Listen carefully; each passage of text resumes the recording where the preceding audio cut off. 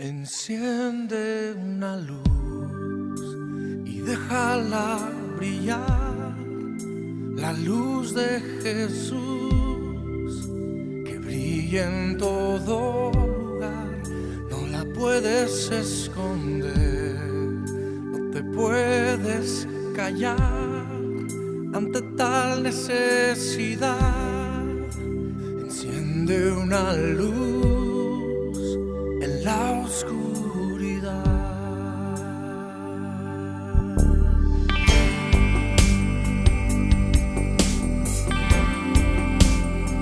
Na, na, na, na.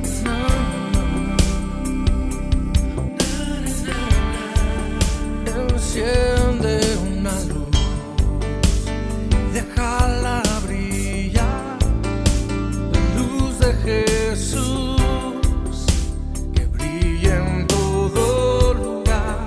No la puedes esconder, no te puedes callar ante tal necesidad.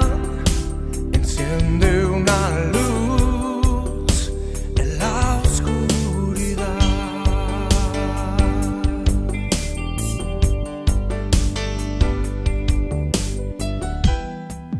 ¿Cómo pues invocará a aquel en el cual no han creído? ¿Y cómo creerán en aquel de quien no han oído? ¿Y cómo oirán si nadie les predica? Hermosos son los pies de los que anuncian la paz, las buenas nuevas de Jesús. Enciende una luz y déjala brillar, la luz de Jesús que brilla en todo lugar. No la puedes esconder, no te puedes callar ante tal necesidad. Enciende una luz en la oscuridad.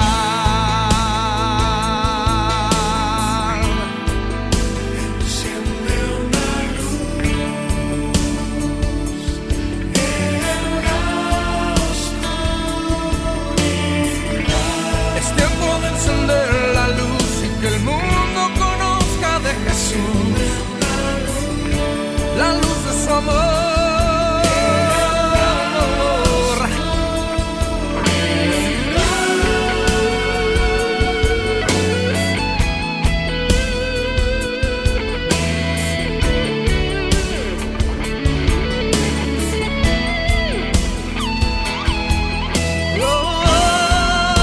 Enciende una luz, déjala brillar, que brille la luz de Jesús, que brille en todo lugar.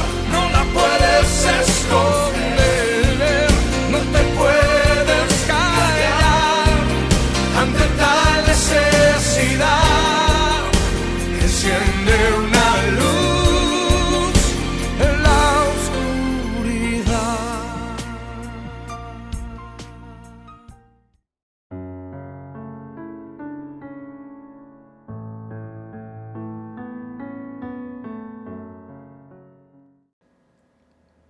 Hola a todos, los que estamos compartiendo que sin duda será un hermoso momento, ya sea que seas de la iglesia o que nos estés viendo por primera vez, te doy la bienvenida. Y quería compartir esto, ¿no? En estos días me tocó encender muchas veces el fuego, ¿no? Con carbón, y bueno, se puede observar que cuando están todas las brasas juntas, llega un color medio rojo, anaranjado, intenso, que se transforma en una fuente de calor, ¿no? Muchos conocerán la frase de fuego abrasador, ese abrasador que es con S, que se refiere a las brasas, que según la definición es que abraza o quema, y cuando está referido a los sentimientos o a la pasión es que se siente con mucha fuerza. Y probé, ¿no? Cuando agarramos por ahí uno de los carbones, aún el más incandescente, y lo separamos de ese montón, ese color que tenía empieza a apagarse hasta llegar a apagarse por completo y ser un carbón negro, frío, ¿no? Que no cumple ninguna función. Sin embargo, si lo volvemos a tomar y lo volvemos a poner con el resto de aquellos carbones que están todavía con ese calor, ese carbón comienza a recuperar su temperatura y comienza a tener ese fuego. Esa es la función que tenemos en la iglesia, ¿no? Como cuerpo de Cristo, que si nosotros estamos apartados, nuestra vida comienza a apagarse. Si estamos todos juntos, el Espíritu Santo, como cuerpo de Cristo, nos da ese fuego abrasador que hace que la vida sea más fácil teniendo la confianza en Cristo.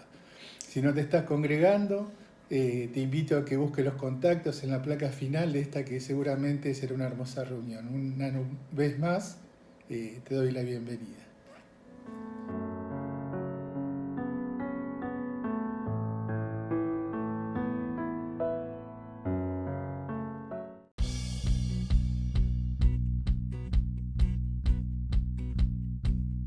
Siendo en forma de Dios, Rey de toda la creación, de siervo se vistió, hasta lo sumo se humilló, sufrió la muerte en su misión. Horrenda muerte en una cruz, inmenso amor le hizo descender a servir al pecador. Gracias sin igual, Cristo demostró, dio su vida en mi favor. Pon en mí la misma mente que hay en Cristo, hazme un siervo para tu gloria. Tomaré mi cruz, te seguiré, Jesús, hazme un siervo para tu gloria.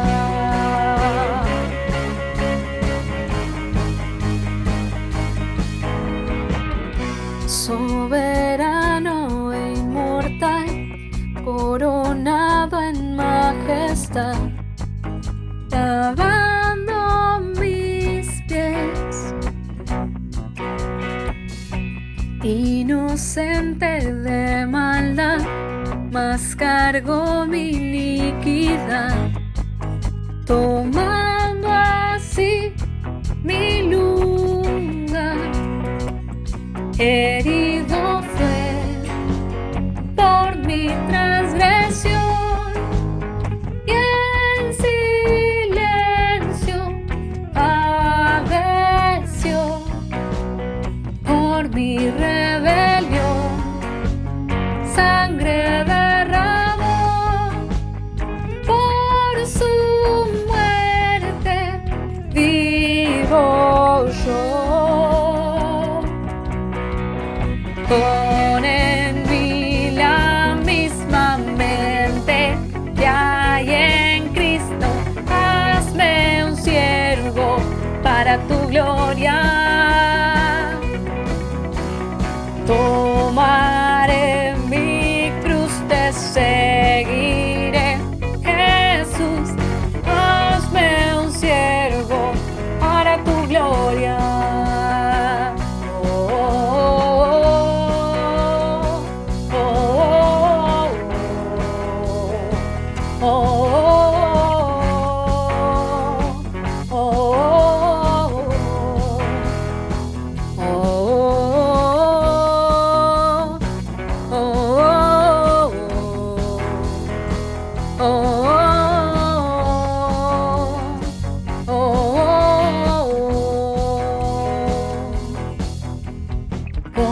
Pon en mí la misma mente que hay en Cristo. Hazme un siervo para tu gloria.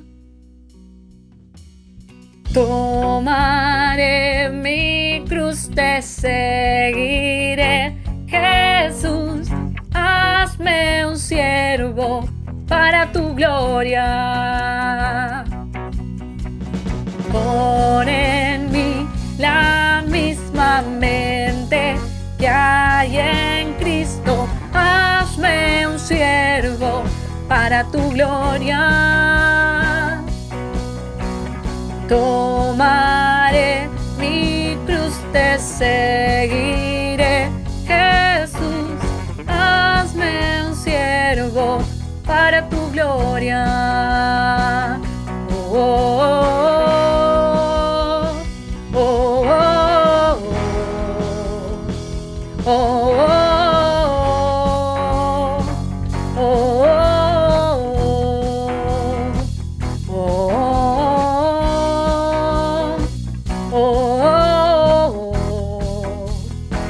oh, oh,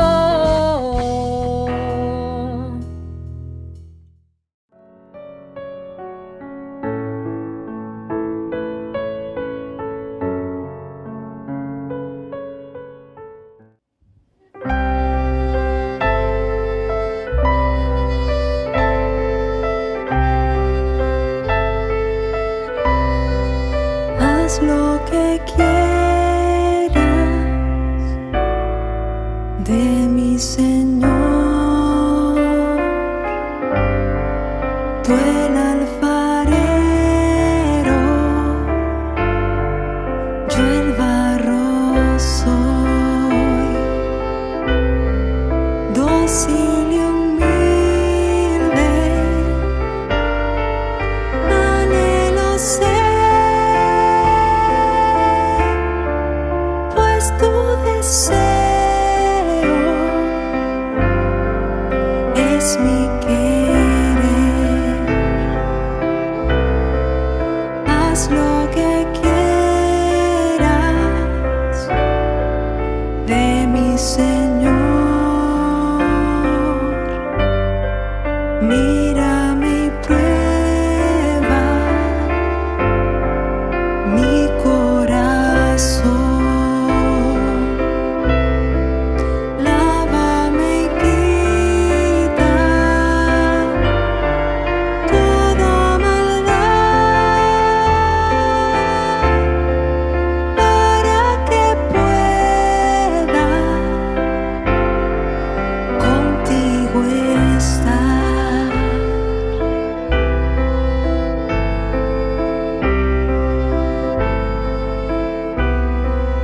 Haz lo que quieras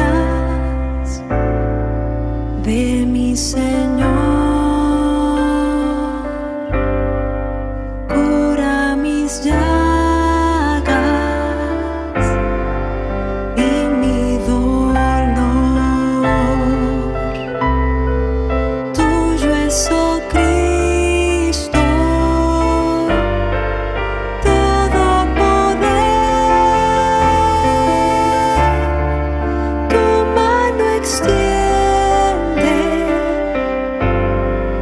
y sanaré.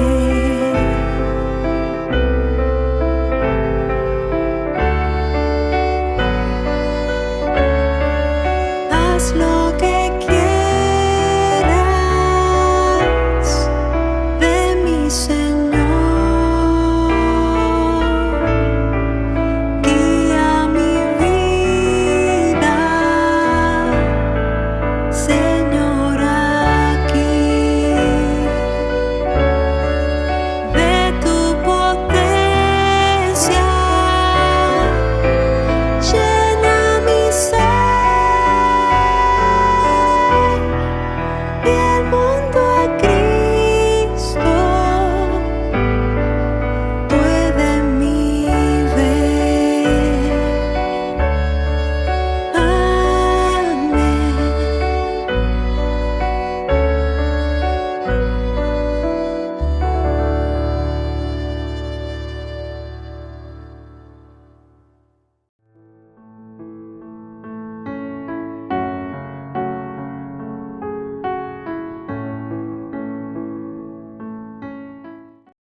esta mañana voy a compartir con ustedes el tiempo de diezmos y ofrendas. Para eso los invito a leer conmigo un texto muy conocido en Malaquías 3, a partir del 10, del versículo 10.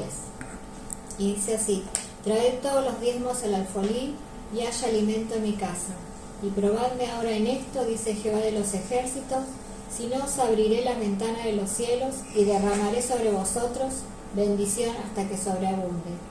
Reprenderé también por vosotros al devorador y no os destruirá el fruto de la tierra, ni vuestra vid en el campo será estéril, dice Jehová de los ejércitos. Y todas las naciones os dirán bienaventurados, porque seréis tierra deseable, dice Jehová de los ejércitos. En este pasaje leemos que el Señor nos invita a diezmar, que Dios nos está autorizando a probar que si cumplimos con su voluntad, con la voluntad de diezmar, Dios va a abrir la ventana de los cielos y va a hacer que no solo el dinero nos alcance, sino que nos sobreabunde en nuestra casa, en nuestra familia. Así que yo los invito a ustedes a diezmar y ofrendar, a cumplir con estos actos de adoración al Señor y ver que Dios nos pone en esta posición de obedecer, pero también de recibir la gratificación de esta obediencia. Que nosotros al diezmar y a ofrendar vamos a ver cómo Dios cumple con su promesa y en su bondad nos va a dar todas las cosas que necesitamos. Confiemos en Él. Vamos a orar. Señor, te damos gracias en esta mañana por tus promesas. Señor, queremos entregar nuestros diezmos y ofrendas, queremos agradarte, Señor, queremos que la recibas, Señor, como olor fragante, queremos darla de todo corazón, queremos adorarte, Señor, a través de ellas. Las entregamos en el nombre de tu Hijo Jesucristo. Amén.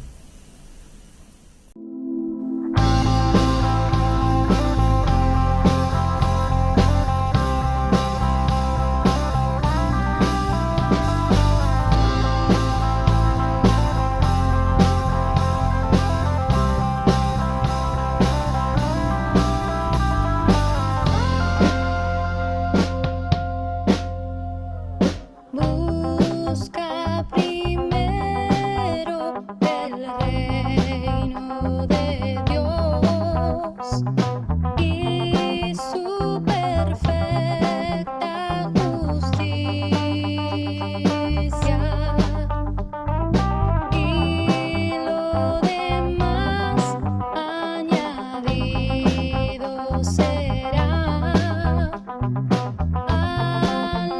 Aleluya, aleluya.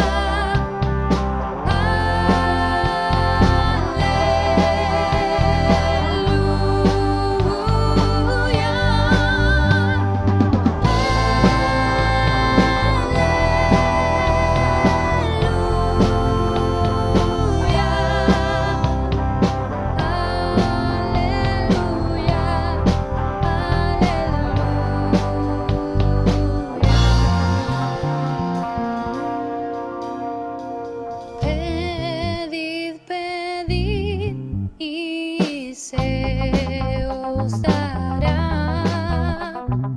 Buscad, buscad y hallaréis. Llamad, llamad y se os abrirá. Aleluya,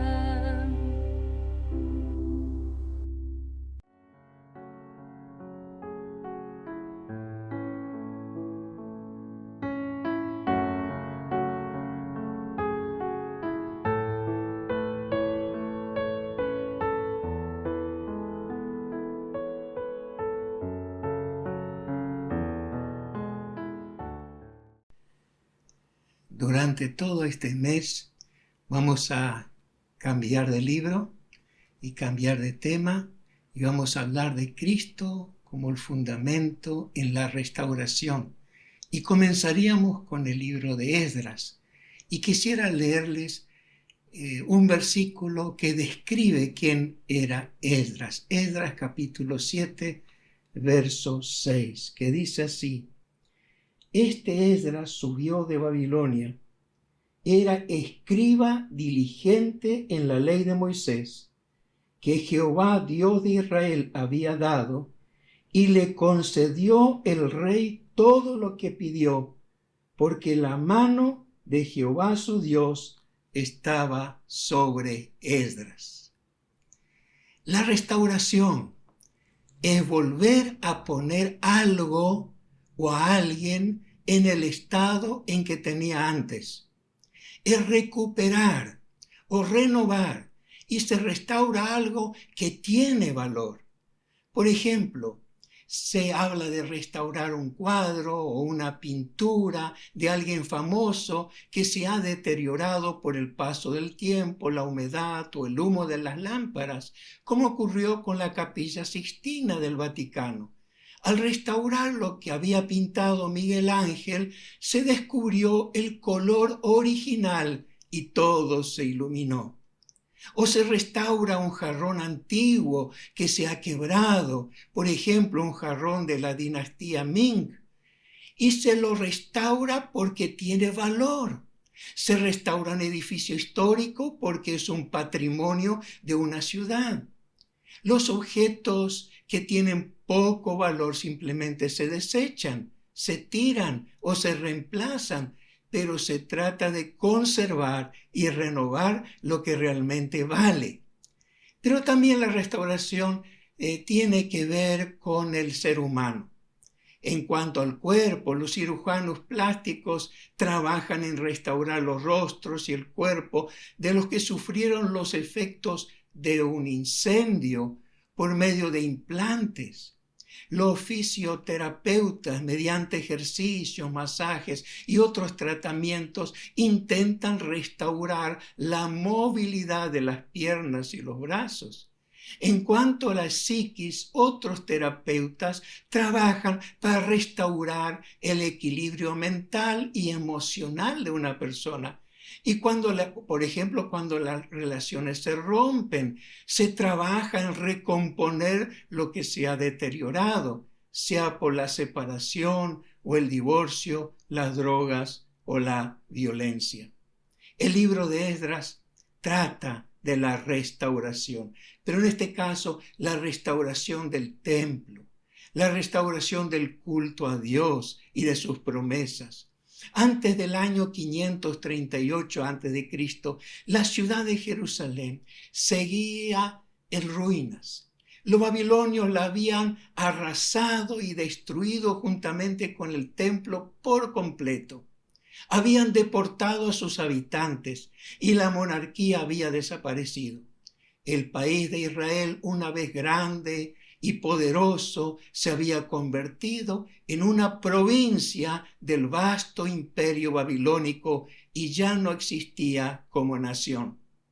En ese tiempo, muchos se preguntaban si las promesas que Dios les había dado fueron anuladas para siempre.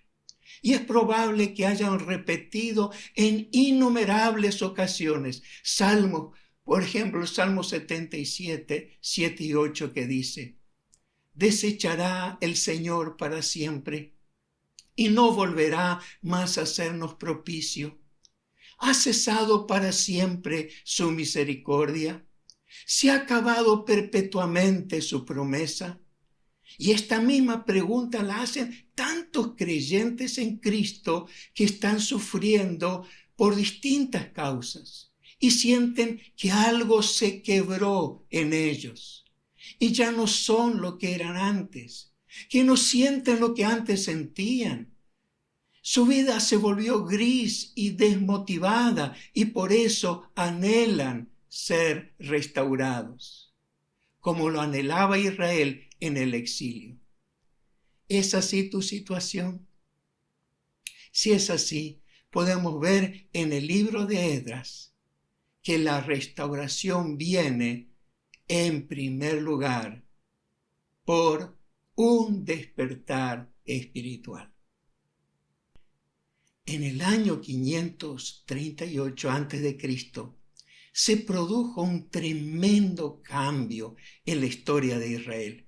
El imperio babilónico había caído y ocupó su lugar el imperio persa para que se cumpliese la palabra de Dios por boca de Jeremías, de que despertó Dios el espíritu de Ciro, rey de Persia, el cual hizo pregonar de palabra y también por escrito por todo el reino, diciendo: así ha dicho Ciro, rey de Persia: Jehová, el Dios de los cielos, me ha dado todos los reinos de la tierra y me ha mandado que edifique casa en Jerusalén, que está en Judá.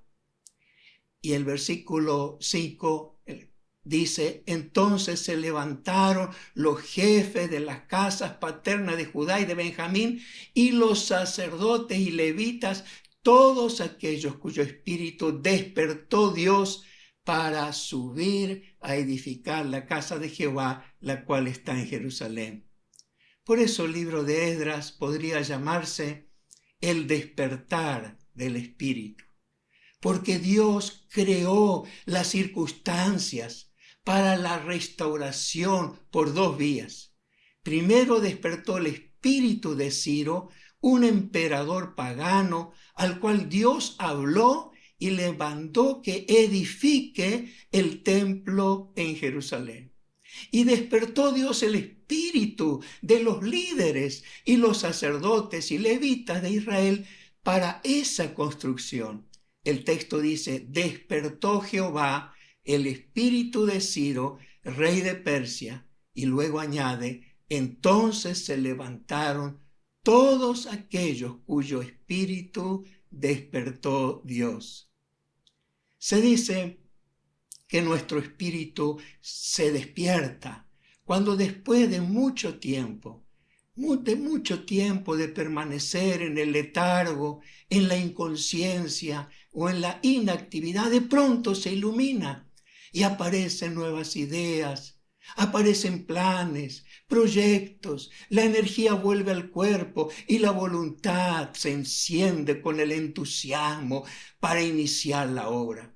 Y en este caso, el despertar espiritual no nació de la nada, ni tampoco nació de un ser humano, sino que nació de Dios. Dios despertó en Ciro el proyecto de edificación del templo de Jerusalén. Dios despertó en los deportados el deseo de viajar a Israel y edificar el templo. Cuando Dios se propone algo, comienza a inquietar a aquellos que pueden realizar la tarea y les mete un fuego en sus huesos, como lo hizo con el profeta Jeremías. Le mete fuego en su mente que no les deja tranquilos, los afiebra y les quita aún el sueño, el apetito, el interés por otras cosas. Los aguijonea, presiona e inquieta hasta que se rinden y ponen manos a la obra. Eso fue precisamente lo que ocurrió con lo que Jesús llamó para que sean sus discípulos.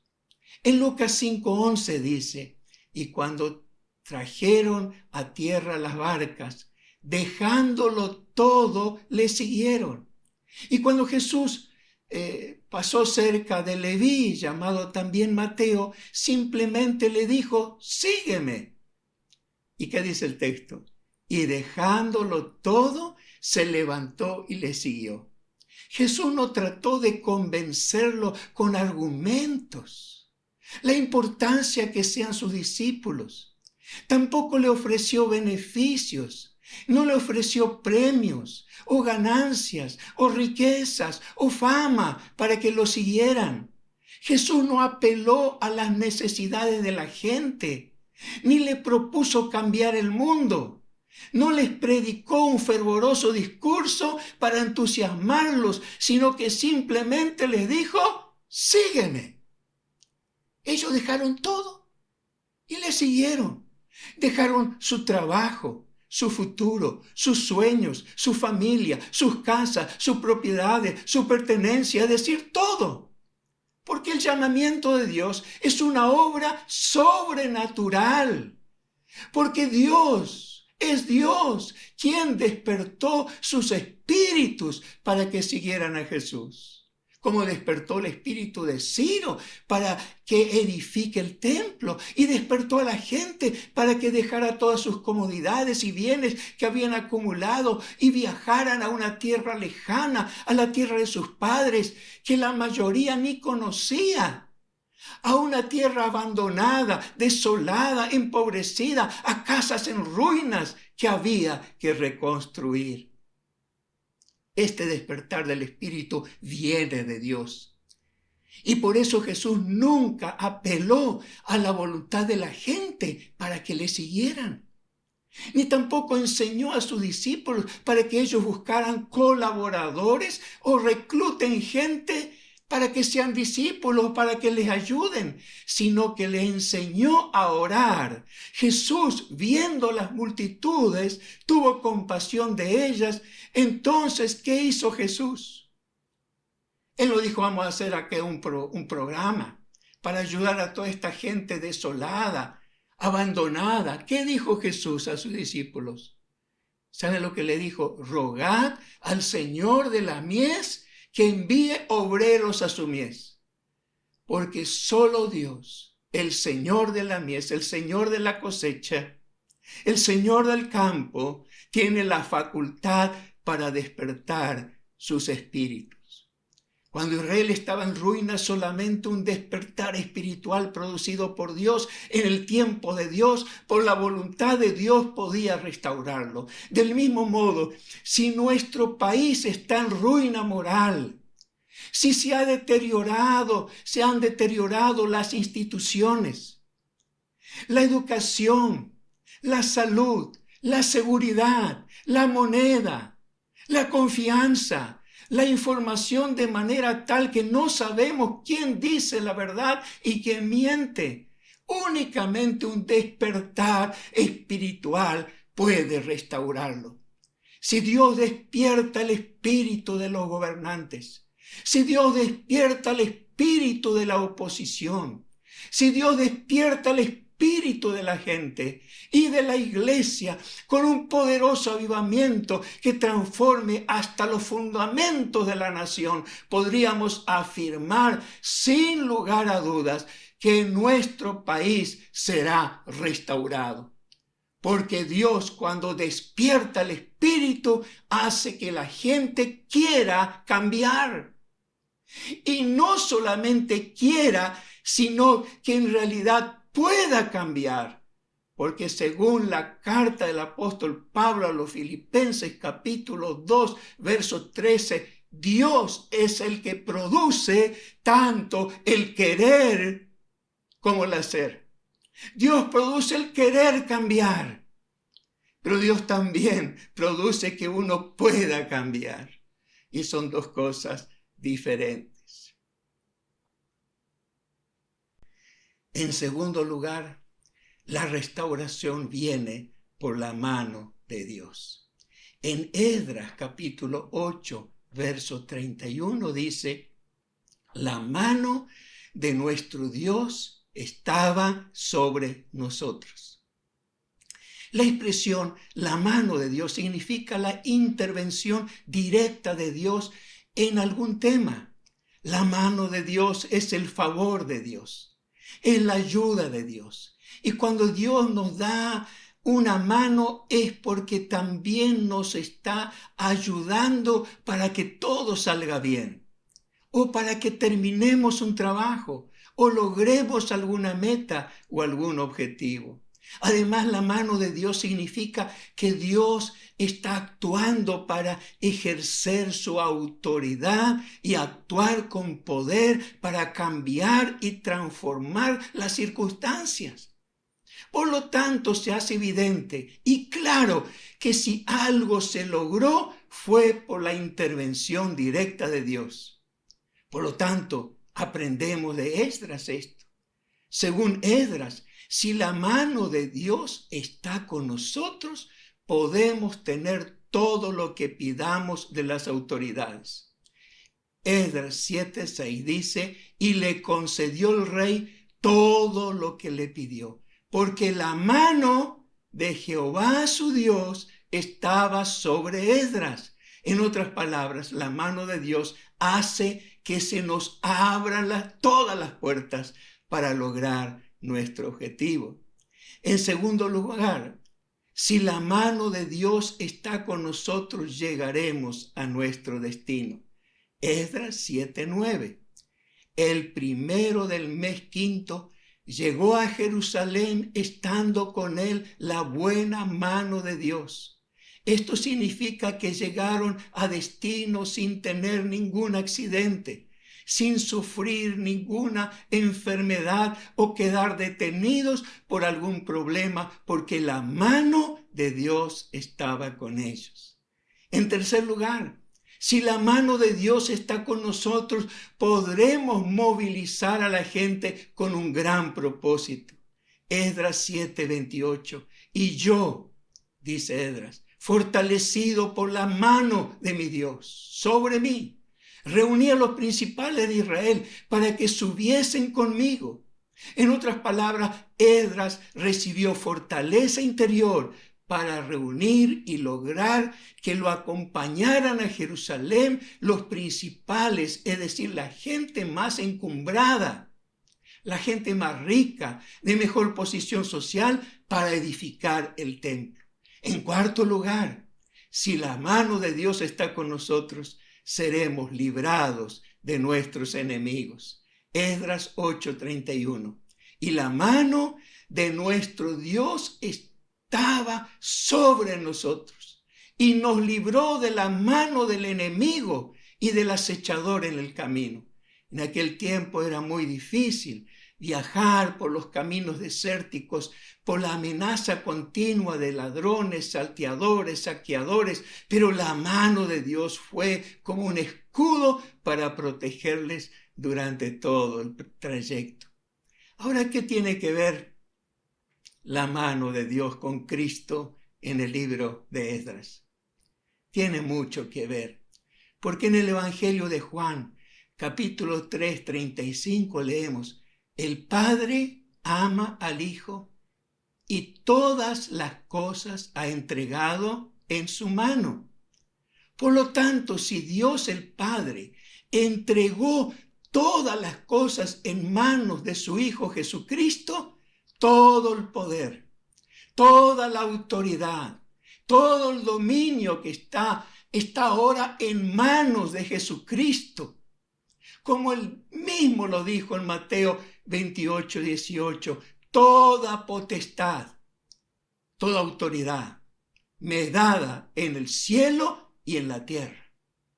Porque Dios le concedió a Jesús todo.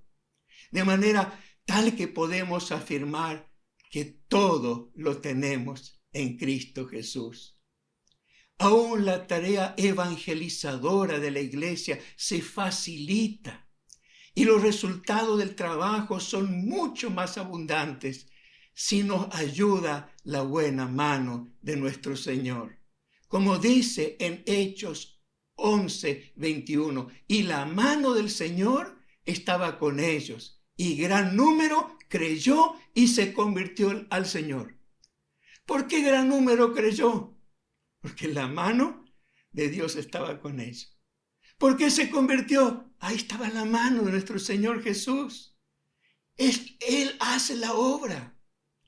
Y realmente es maravilloso lo que Él hace con nuestras vidas.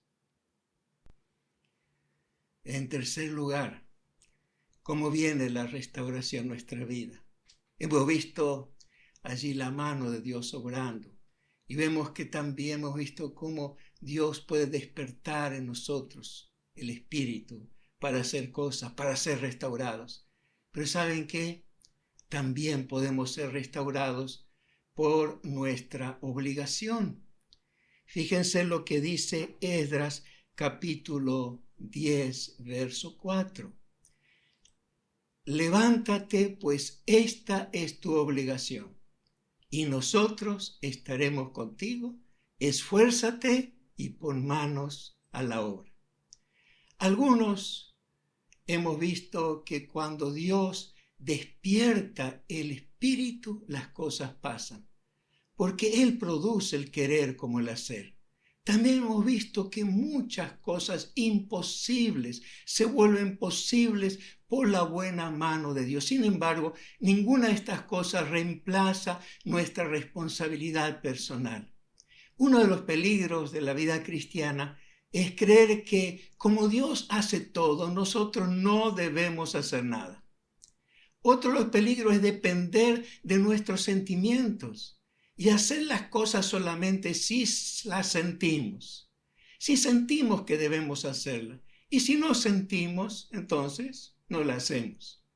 Tal como ocurrió en España en el siglo XVI, con un movimiento místico llamado quietismo, que decía que la perfección se logra con la abolición de la voluntad en absoluta quietud, sin razonar, sin pensar y aceptar de modo pasivo lo que Dios está dispuesto a hacer.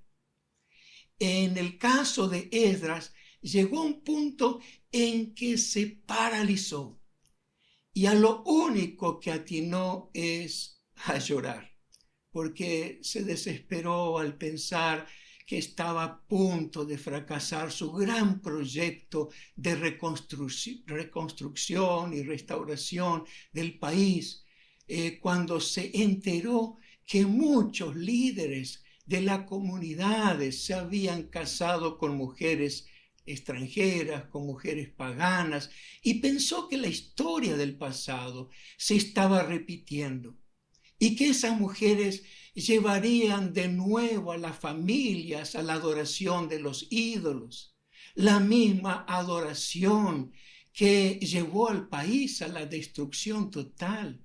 Esa horrible perspectiva que estaba imaginando produjo en él una enorme angustia y llanto, y mientras lloraba delante del templo se juntó la gente. Entonces los líderes, al verle así, dijeron: levántate, corrige el problema, porque esa es tu obligación. En 2 ocasiones la obra se detuvo. La primera vez se detuvo cuando llegaron a Jerusalén los exiliados y por 2 meses no hicieron nada. Resultó que los buenos deseos, los planes para reconstruir el templo se quedaron en eso. en buenos deseos, en buenos planes, y nadie hacía nada. Así que se nombró activadores de la obra. Y dice el texto de Esdras 3:8, y pusieron a los levitas de 20 años arriba para que activasen la obra de Jehová. Y eso es lo que hicieron, y la obra continuó. Y si encontraron la solución, ¿por qué se paró? Hay muchos proyectos, pero que no avanzan porque nadie toma la iniciativa, y necesitaban estos activadores. La segunda vez que se detuvo la obra fue porque sus vecinos mandaron una carta a Ciro con una falsa acusación, y la obra se paró por orden imperial. Las leyes no les permitían seguir construyendo, pero vino palabra de Dios por los profetas, y la obra continuó por medio de la fe en Dios. Como leemos en Esdras 6:14, y los ancianos de los judíos edificaron y prosperaban, edificaron pues y terminaron por orden del Dios de Israel. No hay autoridad en el mundo que pueda impedir la autoridad de Dios. Cuando Dios dice que sí, nadie puede decir que no. Ellos confiaron en Dios. Pero ahora el problema no venía de afuera, sino de dentro.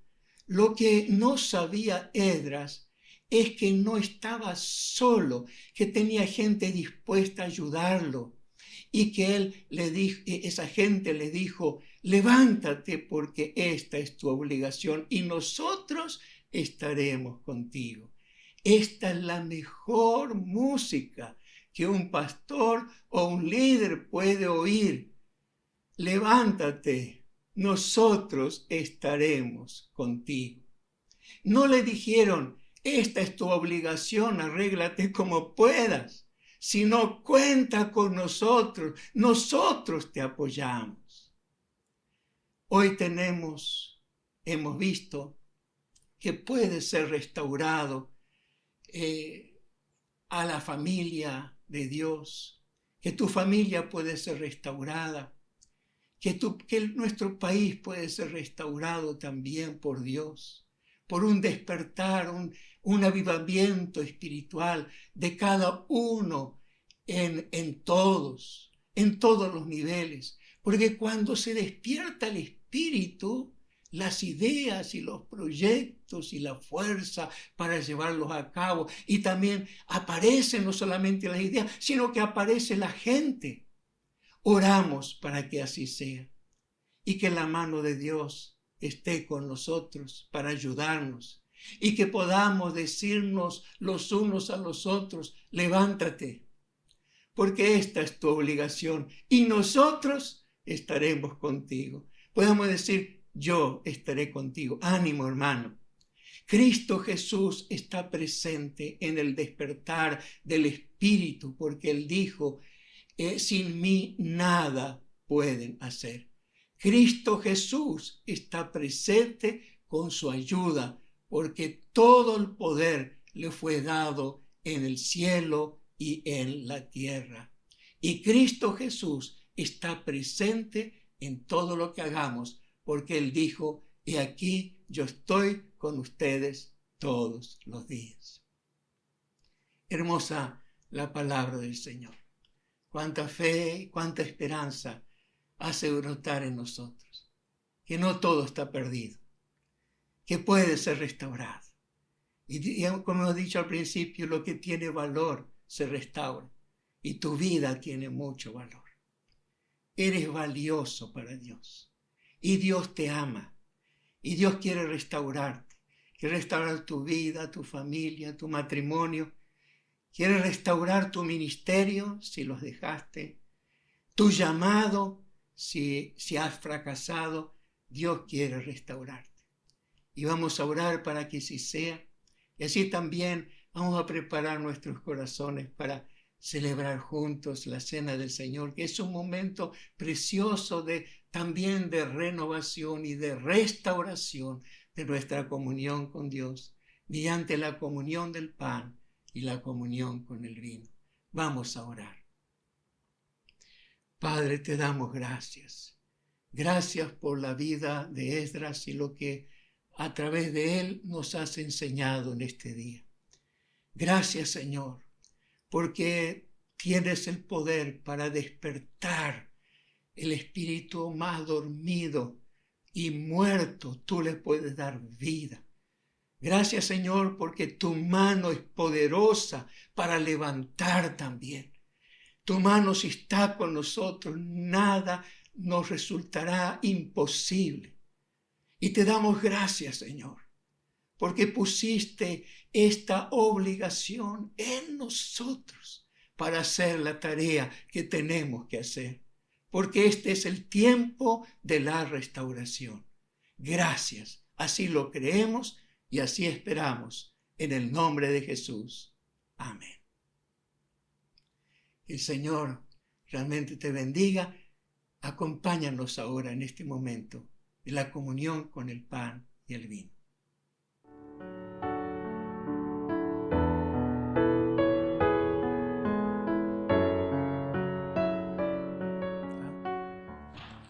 Ustedes saben que estamos teniendo nuestras reuniones presenciales los domingos a las 9 de la mañana, a las 11 y a las 19 a partir del mes de marzo. Están todos invitados a participar de la comunión, de la alabanza, la predicación, como lo hacíamos antes también. Y hoy vamos a celebrar la cena del Señor. Y hay unas palabras muy hermosas de Jesús cuando Él dijo: yo soy el pan de vida, el que a mí viene nunca tendrá hambre, y el que en mí cree no tendrá sed jamás. Jesús es el pan de vida. Y cuando se reunió por última vez con sus discípulos, Jesús tomó el pan y dijo: esto es mi cuerpo que por vosotros es entregado. Haced esto en memoria de mí.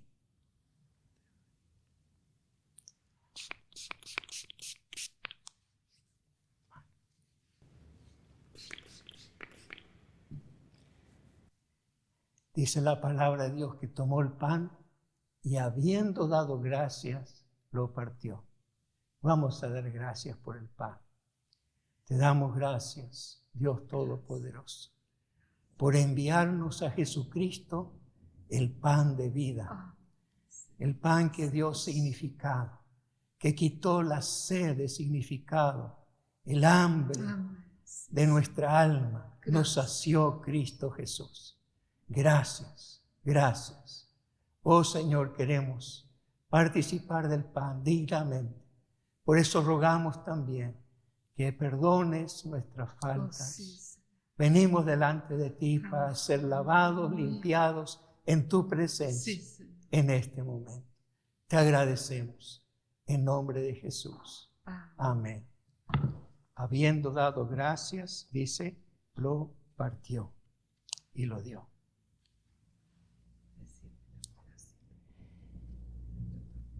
Debido a las restricciones de la pandemia, estamos mostrando también cómo celebramos la cena, es decir, en pequeños trozos. Usamos alcohol para la desinfección. Seguimos todo el protocolo, ¿sí? Pero en este momento vamos a olvidarnos del protocolo y vamos a participar del pan. Jesús dijo: tomad, comed, esto es mi cuerpo. Haced esto en memoria de mí, comamos en memoria de Jesucristo. Siempre amaré esa cruz y en sus triunfos mi gloria será. También dice la Escritura que él tomó la copa y pensaba: esta copa es copa de bendición. Jesús tomó la hiel, la copa amarga, la que nos hubiese correspondido a nosotros, y compartió con sus discípulos la copa de bendición. Señor amado, no nos alcanza la vida para agradecerte por el perdón de nuestros pecados a través de tu muerte.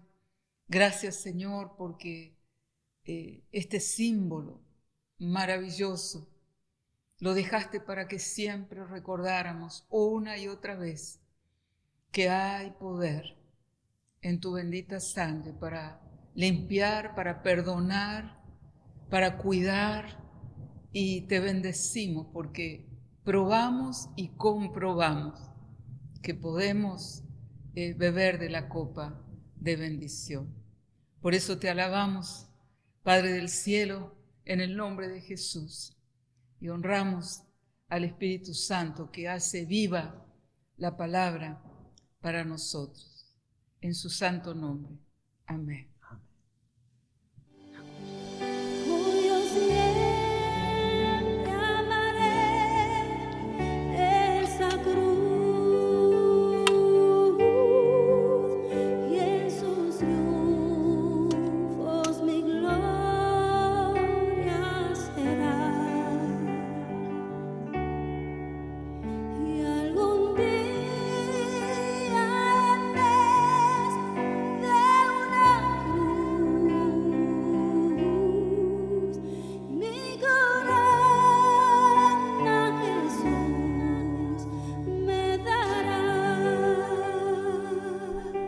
Mi corona Jesús me dará. Y vamos a concluir este momento con la oración de bendición. Amén. Sí, sí. Qué hermoso concluir un tiempo tan especial en la presencia de Dios, encomendando nuestras vidas a su cuidado. Gracias. Y vamos a orar. Gracias. Señor, bendícenos. Bendice cada familia, Amén. cada hogar, donde quiera que en este día se han reunido y han participado de esta reunión. Oh, sí, sí. Tu presencia se haga real, Amén. Sí. tu poder se manifieste Sí, sí. para salvar, para sanar, Amén. para restaurar, Amén. para bendecir. Oh, gloria. Oh Dios poderoso, bendice cada vida y cada familia. En el nombre de Jesús. Amén. Gracias. Amén. Que Dios te bendiga, tengas una hermosa semana y un mes muy bendecido.